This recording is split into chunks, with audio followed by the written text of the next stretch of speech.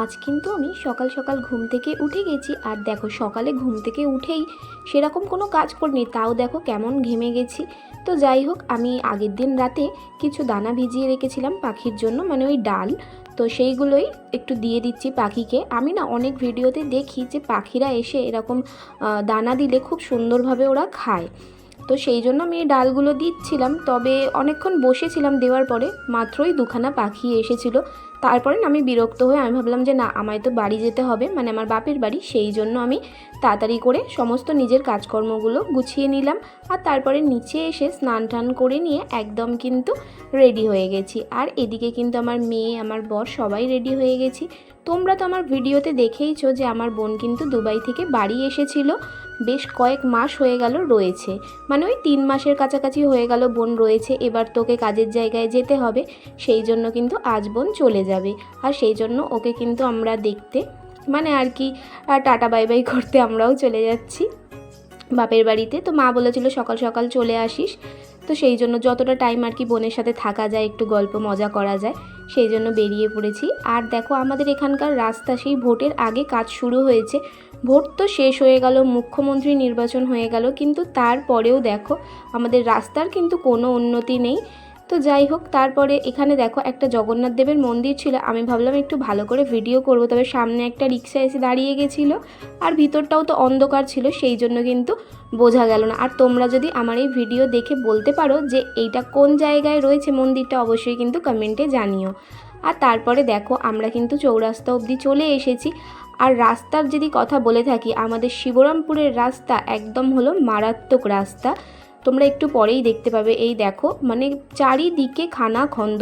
তুমি যে ভাববে যে এই দিক খারাপ, তাহলে আমি ওই পাশ দিয়ে যাব, তার উপায় নেই। দুদিকের রাস্তা, মাঝে পুরো রাস্তাটাই ধরতে গেলে একদম খানাখন্দ, মানে বিপদ মানে ঘটবেই তোমার, এমন বাজে অবস্থায় রাস্তার। মানে শিবরামপুর থেকে তুমি শুরু করবে, গ্রিনফিল্ড সিটির ওই দিকেও রাস্তা বাজে। আর তারপরে তো আমাদের বাড়ির ভিতরের দিকে যাওয়ার যে রাস্তাটা আর কি হাজারিপাড়ার, সেইখানে তো আরও বীভৎস অবস্থা। মানে ওই শিবতলার দিকে যত এগিয়ে যাচ্ছি তত দেখছি রাস্তা খারাপ। আর এটা আজকের এর ঘটনা নয়, প্রায় 2-2.5 বছর ধরে আমি দেখছি এই রকমই রাস্তার অবস্থা।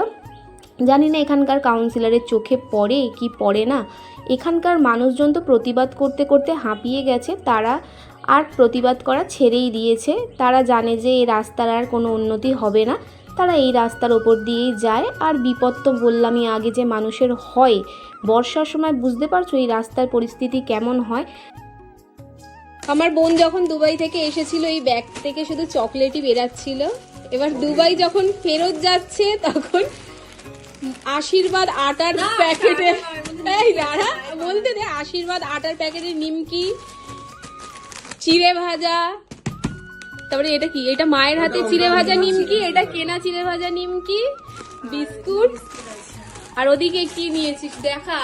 এখানে আছে তিলের নাড়ু, আর এখানে নারকেল নাড়ু আছে, যেটা তুই বানিয়েছিস। যেটা এখান দিয়ে অর্ধেক খেয়েও নিয়েছি। এইদিকে দেখো আমরা তো বাড়ি পৌঁছে গেছি। তারপরে বোন সমস্ত লাগেজ গোছানো একদম কমপ্লিট করে বললো যে একটু তোমরা ওয়েট করে নিয়ে এসে দাও, কারণ তোমরা তো জানোই ফ্লাইটে কিন্তু একটা নির্দিষ্ট মাপ থাকে, তার বেশি কিন্তু জিনিস হয়ে গেলে ওরা হয় ফেলে দেবে ওইখানে এয়ারপোর্টে, আর নয়তো কিন্তু তোমাকে এক্সট্রা টাকা পে করে সেই সমস্ত জিনিস নিয়ে যেতে হবে। তাই কিন্তু বাবা আগে ভাগেই ওরা ওয়েট করে নিয়ে চলে এলো। এটা ঘিয়ের গন্ধ পাচ্ছি তোমরা। ঘি ঘি দিয়েছো বাবা? আরে আমি খাদ্য রসিক মানুষ ভাই, গন্ধ দিয়ে বলে দেবো কেমন হয়েছে রান্না।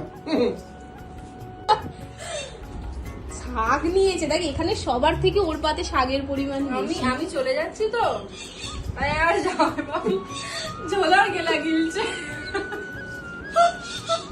আর এইদিকে দেখো আমরা সবাই কিন্তু লাস্টবারের মতন বোনের সাথে মজা আনন্দ করে খেয়ে নিলাম। আর তারপরে কিন্তু মা কী কী রান্না করেছিল সেগুলো তো তোমরা দেখতেই পেলে।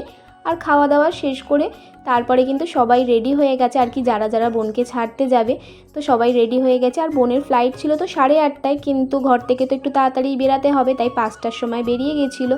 আর জানো তো আমাদের কলকাতা শহরের রাস্তাঘাটের অবস্থা খুবই বাজে, এত পরিমাণে ট্রাফিক জ্যাম থাকে, সেই কারণে কিন্তু তাড়াতাড়ি সবাই বেরিয়ে গেছি। আর জানো তো আকাশের ওপর দিয়ে না সেই সময় একটা প্লেন যাচ্ছিল, আর আমার দেখে শুধু বারবার মনে হচ্ছিল এরকমই তো একটা প্লেনে করে আমার বোন কিছুক্ষণ পরে চলে যাবে, আর এত দূরেই চলে যাবে যেখানে চাইলে কিন্তু আমরা চট করে যেতেও পারবো না বোনের কাছে। বোনকে কিন্তু ছাড়তে এসেছি, মুখে তো হাসি রয়েছে কিন্তু মনের ভিতরে একরাশ মানে কষ্ট যে ও এতটা দূরে মানে কাজের সূত্রে চলে যাচ্ছে যে সেখানে আমরা চাইলেও সত্যিই যেতে পারবো না। আর জানো তো আমার বোনকে ছাড়তে গেছিলো আমার বাবা, আমার মেয়ে আর আমার একটা পাশের বাড়ির বোন। আমার বর কিন্তু আমার বোন যখন বাড়ি আসে তখন আনতে যায়, বলে আনতে যাওয়ার সময় মনে একটা আলাদাই আনন্দ থাকে কিন্তু ছাড়তে যাওয়ার সময় কষ্ট লাগে, তাই কিন্তু আমার বর যায় না আর আমিও যাই না। আমার মেয়ে এই নিয়ে 2 বছর যাচ্ছে আর খালি এসে এসে আমাকে বলবে জানো তো মাসি যখন চলে যায় আমার মনে হয় এক দৌড়ে মাসির কাছে চলে যাই আর মাসিকে টেনে নিয়ে চলে আসি। আর এদিকে দেখো বোন তো এয়ারপোর্টে চলে এসেছিল আর লাস্টবারের মতন সবাইকে টাটা করে দিল, আর আমার মেয়ের কিন্তু মনটা